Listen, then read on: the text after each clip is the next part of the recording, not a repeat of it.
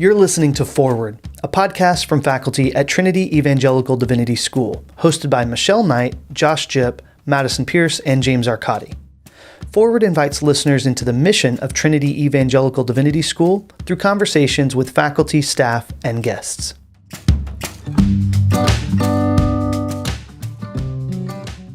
Welcome to Foreword. I'm Josh Jipp. And I'm Michelle Knight. I'm James Arcadi. And I'm Madison Pierce. We're back. Hey, everyone, and welcome to Season 2. We've been planning, we've been strategizing this summer, and we've got a great season lined up for you. Madison, real quick question. If you had to describe our upcoming season with one word only, what would you choose? I'm going to have to go with groundbreaking. Ooh, groundbreaking. Okay, yes, I can see it. Well, hey, in a minute, I want to ask you all a serious question. But before we get there, I prepared a little icebreaker question for us, just so we can kind of get into the swing of things. It's been a while since we've seen each other. So here's the icebreaker question. Sometimes at my family dinner table, this may be something that you practice as well.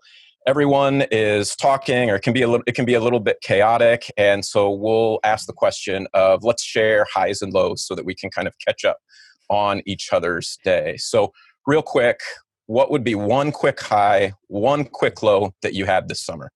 Sure. Let's see. My low was the podcast producer informed me that every time I drink coffee, I slurp loudly into the microphone, and he's been editing it out. So never am I doing that again. So you guys will never have me drinking coffee again. It hurt me a little bit. It was embarrassing. But I'm okay. High point, June. Can I have June be a high point? Like June I know it's big, but it was like I was getting maximum work done. I had a good rhythm. I wrote like 2 chapters of my commentary, and I flourished kind of in my rhythm. So it was just a great month of doing the stuff I love. Very cool. Yeah. Just real quick, I'm curious, Michelle, what you were working on. I was working on my commentary on Joshua and my textbook on reading the historical books. Nice. Awesome. James Arcadi's highs and lows. I mean, I think it's kind of, I don't know, cliche, but I really enjoyed hanging out with my family this summer. We had a lot of time together, just doing stuff around the house, or a couple of quick trips. Did a quick little camping trip just this last weekend. So yeah, it was great hanging out with the family. Lows of the summer were, I'm not quite sure if summer actually started or has ended. I sort of feel like from March to the present, it's going to be right on into October is just one great big long season. So maybe that's kind of how other people are feeling in the pandemic age, but certainly how I've been feeling. Yeah, true. For me, the low, I think, is that I never got a puppy. I feel like, where's my puppy? I should have a puppy, especially now that James and Josh have one, and they just keep taunting me with it. Actually, so the high is that we traveled to see family this past week, and that was amazing.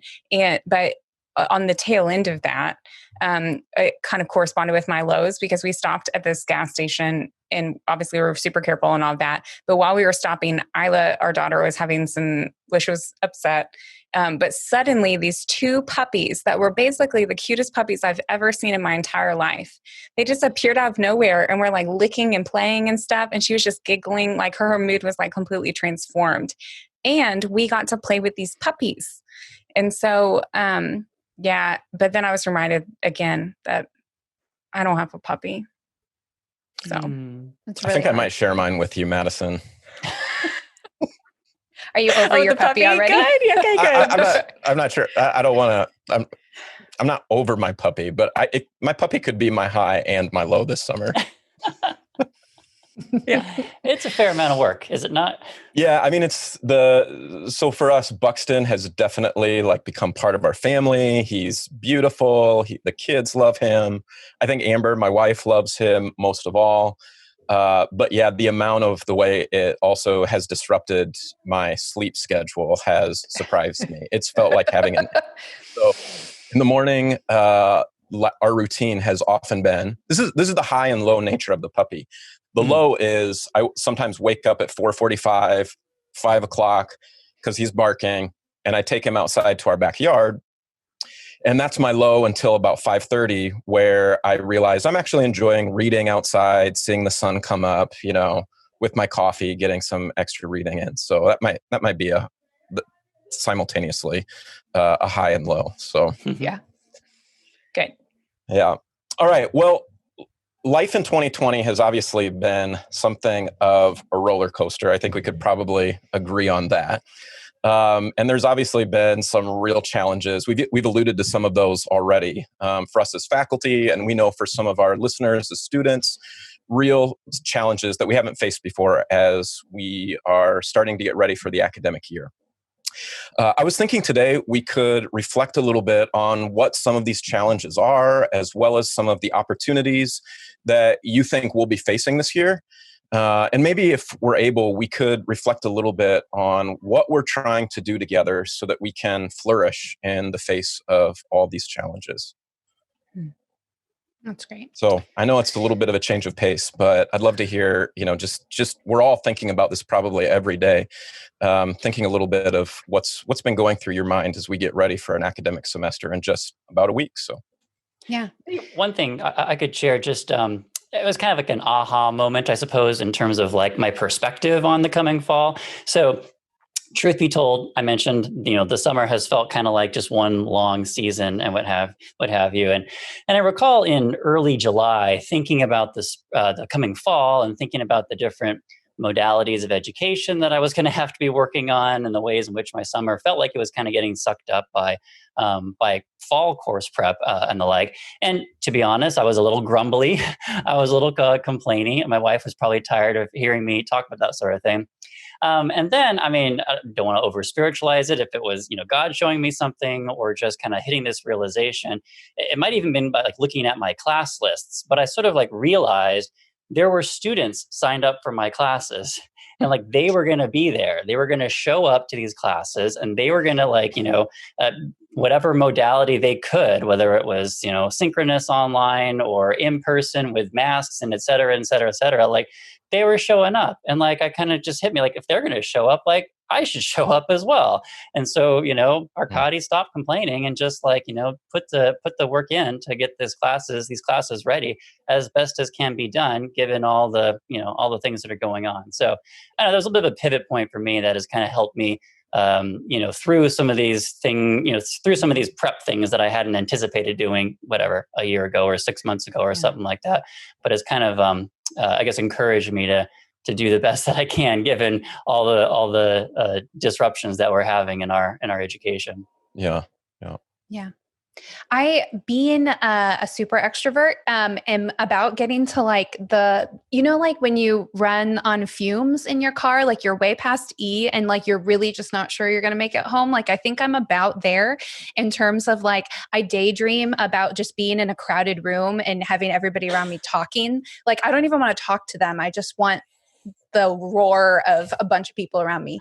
And so knowing that there's no part of the fall that's going to be like that has been a significant challenge for me. And I know that that'll be a significant challenge for many of our students as well.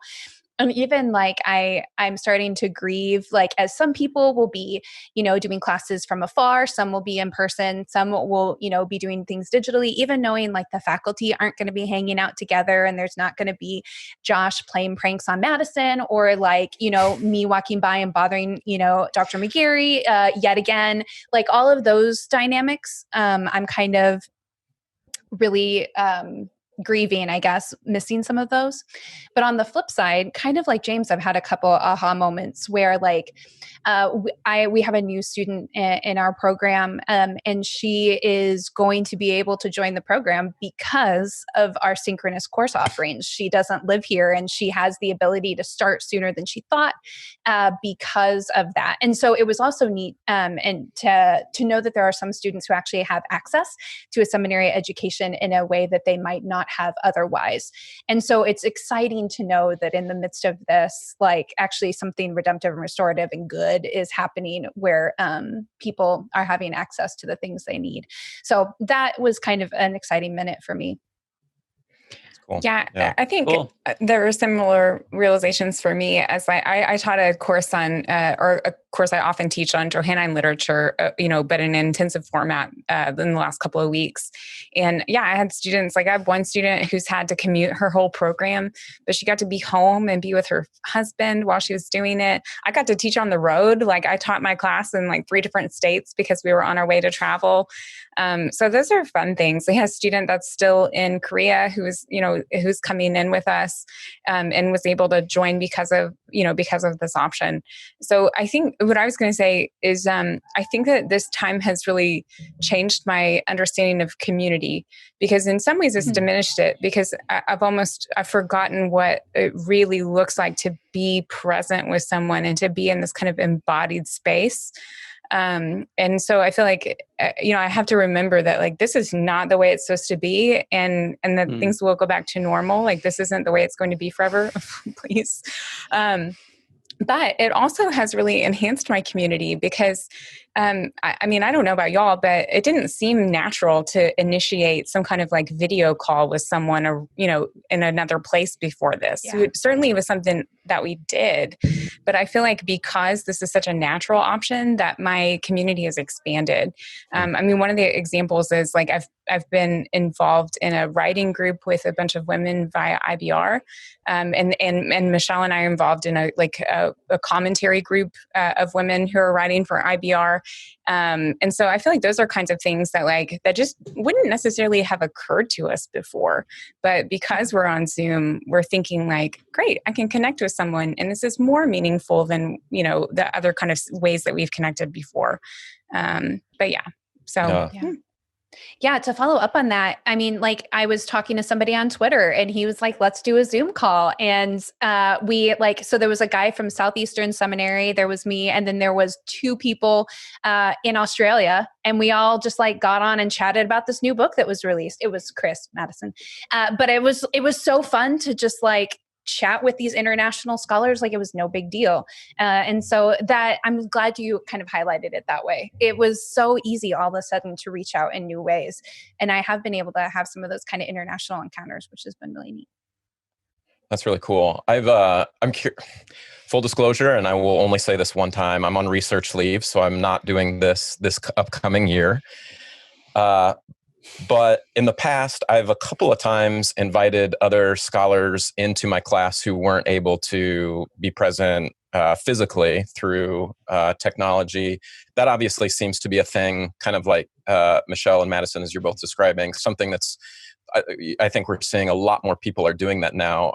Do any of you have anyone lined up or hoping to invite other professors into your classes this year?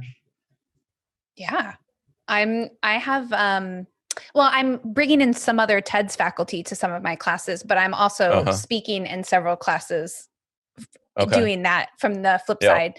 So even within faculty, that's not always possible. And that's a little bit more possible now. But I have an archaeologist coming into our Old Testament 5000 class and some things like that coming in, Zooming in. And so, I'm doing that. I don't know if any of the rest of you guys are. No, I love that. I don't have that lined up yet. Madison. I don't have that lined up yet. But sounds cool. Yeah.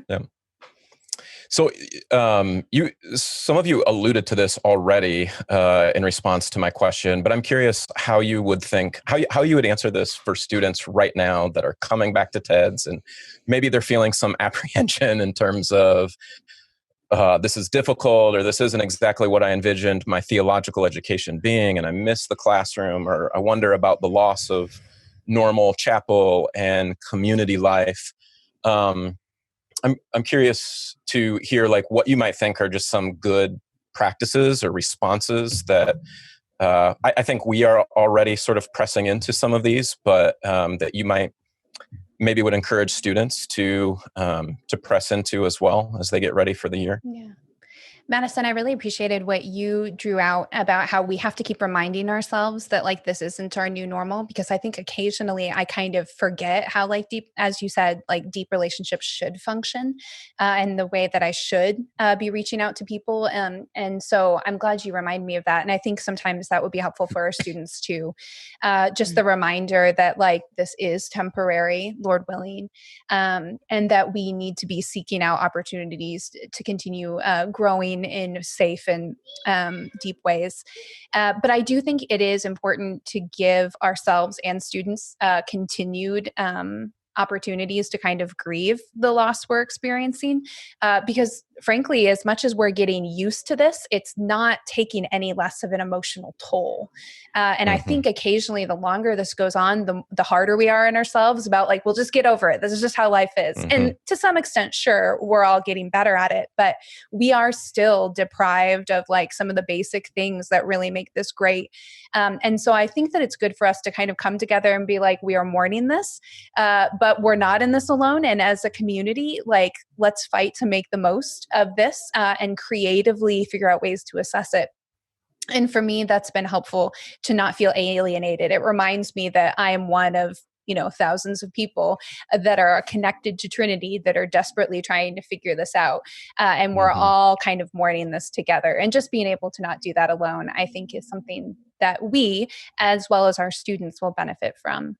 Yeah, that's great.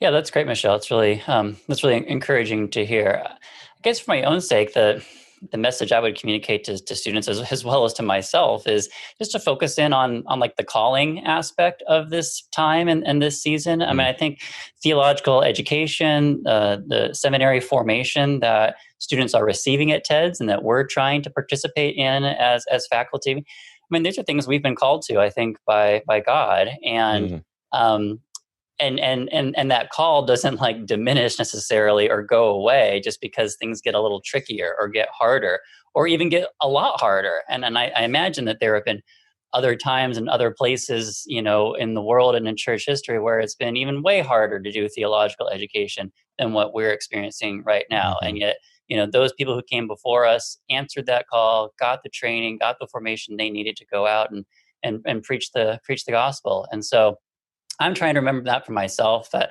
this isn't just like a time of sort of getting through it, whatever, and it's going to be bad, but like, this is the time to get, train and be trained for those callings that God has for us. And so focusing in on that, I hope might be some kind of encouragement when it gets tough, when we get Zoom fatigue, when it's like, I just want to see someone in person, or when I'm in person, but I don't want to, just see their mask. I want to see their, their whole face or what have you.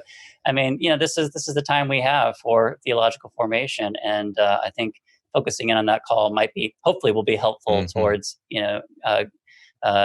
doing so with as much energy and strength as we have. Yeah. I agree. I mean, I think that trying to remember the parts of this that we get to keep. So yeah, we don't get the face-to-face interactions. We don't get the bumping into a colleague or a student in the hallway, or those kind of organic conversations that I love about being on the TEDS campus. I mean, I miss so much the possibility of getting pranked by Josh or somebody just popping by or whatever. I mean, that's wonderful. But there are so many things that we still get to do. I mean, we're still having the opportunity to continue to learn. I mean, our students, especially, that they're still getting content. Obviously, it's delivered in a different way. They still get a chance to learn from each other as we're in Zoom calls and stuff.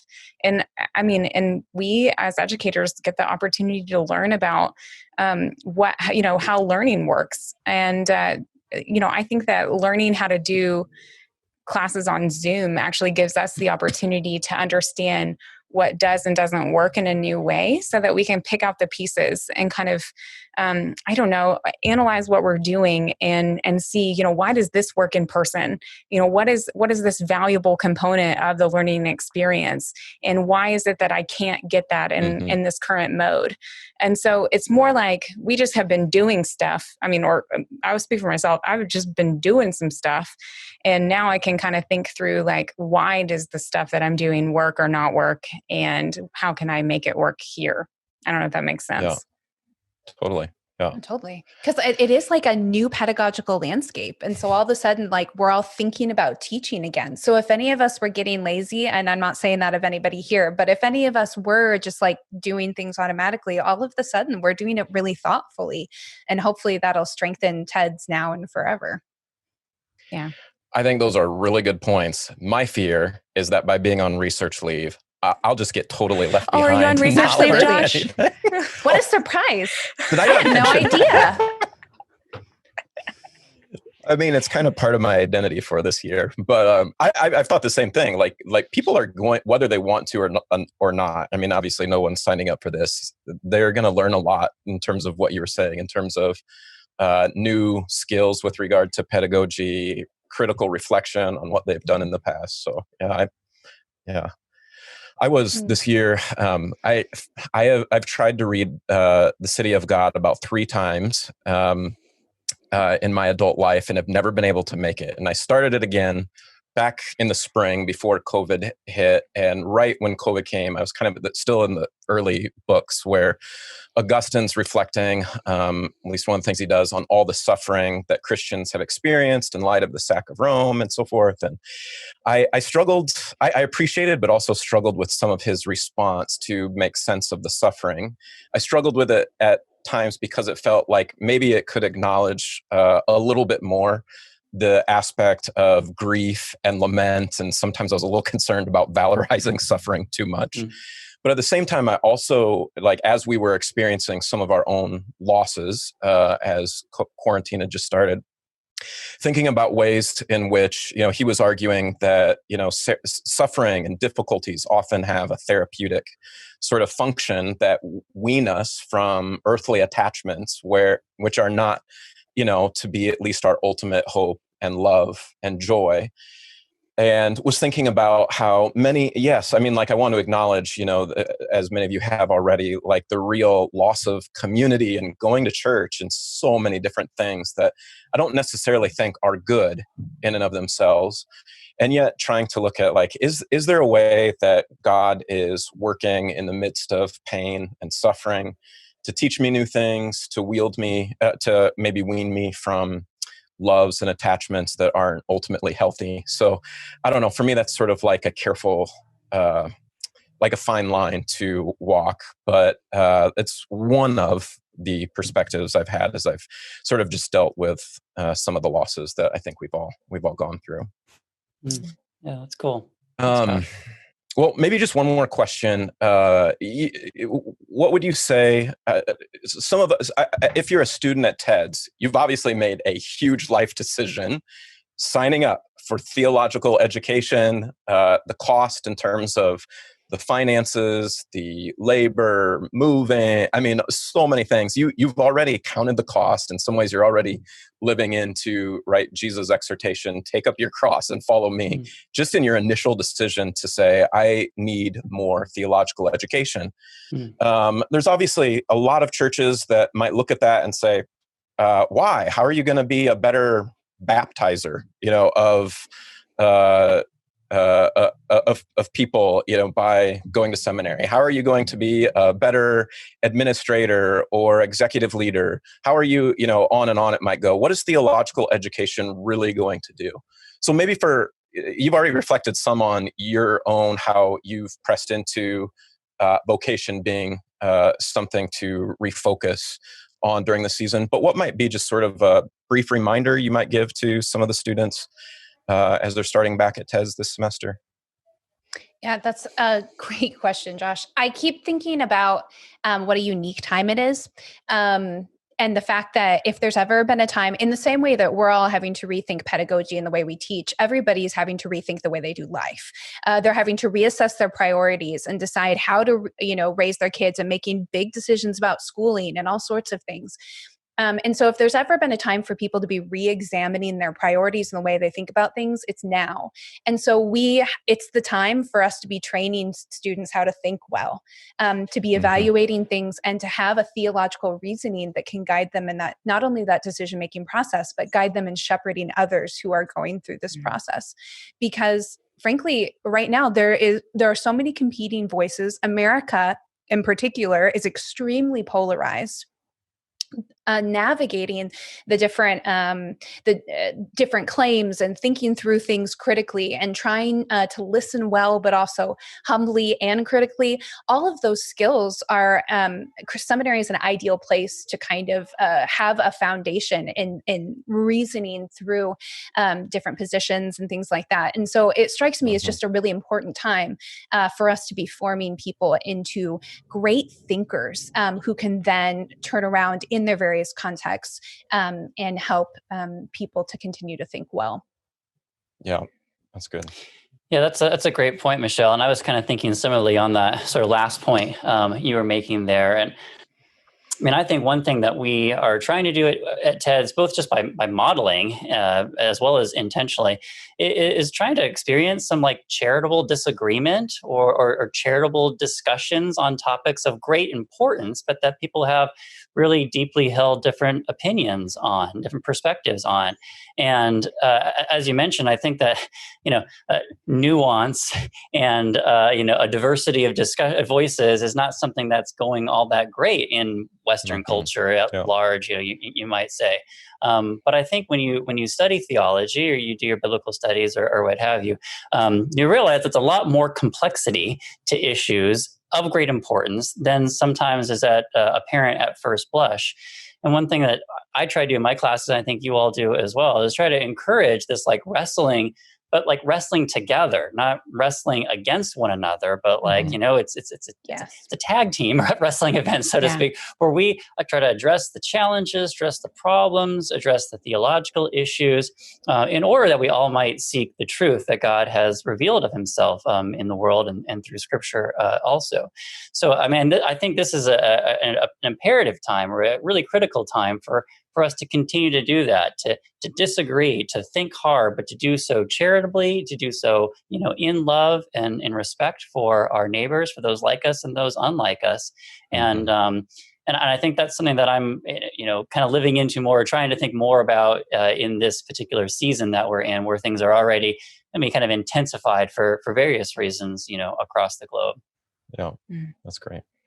Yeah, that's super helpful. I'm not sure that I can add much, but to say that we have, each of us did an MDiv. And so I think we all understand the breadth, or we all value breadth in our education.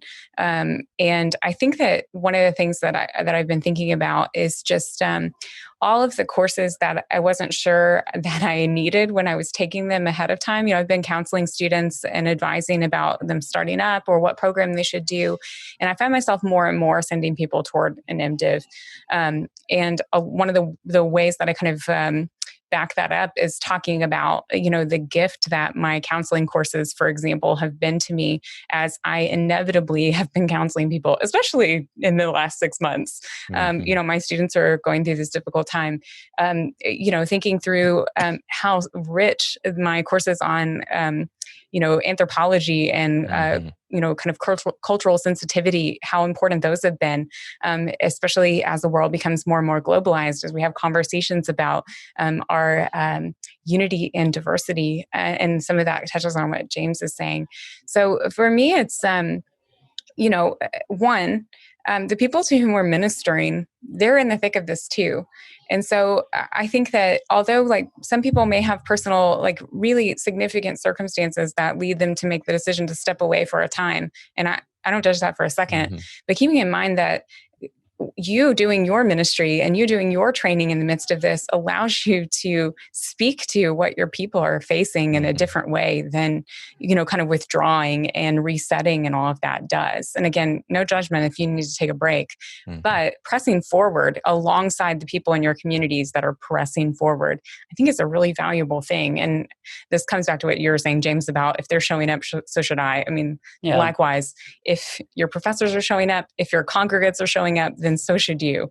But yeah, I think that we have to keep going together. And and I don't think that any of us should say that this 6 months or a year should be a time where we let the work of the gospel fall by the wayside. We need to care for ourselves and we need to be careful. So hear me, space and generosity. Mm-hmm. But we also, I mean, my goodness, we can connect with people in a new way. I mean, sorry, I'm going off on a tangent right here, but one of the things that I've loved in this season is being more present in my neighborhood and in my home. And the opportunity that it's given me to connect with my neighbors in a new way. And so thinking about the spaces that God has carved out for me as I've been in different localities and thinking about the way that he's setting up ministries for the years to come has been something that I've really appreciated. And I think for our students, like, having professors and other students to kind of think through those things is really valuable. Yeah, totally. Hey, well, I knew you guys were all really fun, but everything you've shared just like exudes a lot of wisdom. So thanks to each of you for just really some wise and I think helpful and practical responses to those questions as we get ready to face another year. Thanks, Josh. That's just the foreword. Hey guys, it was really good to see you all again. And as I said, we are super excited about our upcoming season. We hope you're going to keep coming back. We hope you'll join us on our upcoming conversations. We want to give thanks to our producer, the rocking percussionist and fire lightning symbolist for the world-class band Neck Punch, Curtis Pierce. And thanks to my wonderful co-hosts and to all of our listeners. I'm Josh Jip. I'm Michelle Knight. I'm James Arcadi. And I'm Madison Pierce. See you soon, everybody. You can subscribe to our newest episodes on your preferred podcast app or at forewordpodcast.com. Be sure to follow us on Twitter and Facebook at Foreword Podcast to get updates and additional links to content. Trinity Evangelical Divinity School is located 25 miles north of Chicago, with extension sites across the country and online. Trinity educates men and women to engage in God's redemptive work in the world by cultivating academic excellence, Christian faithfulness, and lifelong learning. You can find more information at teds.edu.